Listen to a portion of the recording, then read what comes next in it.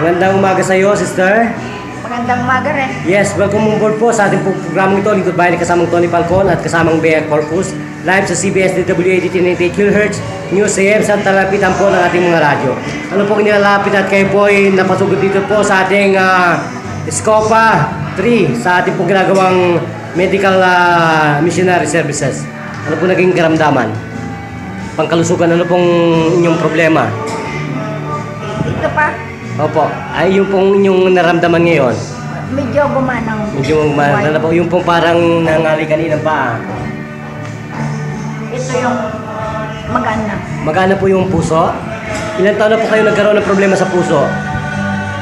Ay, siguro mga 5 years na. 5 years na Kasi po. may maintenance ako. May maintenance. So tingin po ninyo, mas mabisa po ang pahawak ng Diyos, ganon? Oo naman. Kung gano'n po, magpakilala tayo sa ating pong ginagawang serbisyo libre publiko po ng ating pong Lingkod Bayan, hosted by Brother Tony Falcon. Ano pong tunay na pangalan?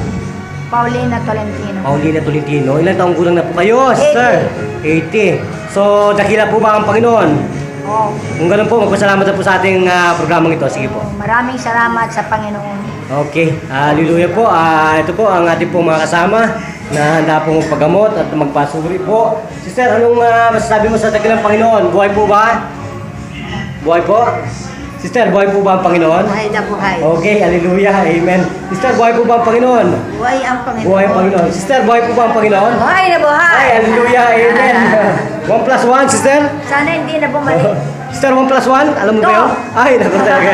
Amen. So, ito pa rin po ang inyong Lingkod Bayan. Nagbabalita para sa Lingkod Bayan. News AM. Natalapitan po ng ating mga radyo. 1 plus 1, 11. Okay, amen. Hallelujah. Glory to God, glory to Jesus. Thank you, Mr. Roposano.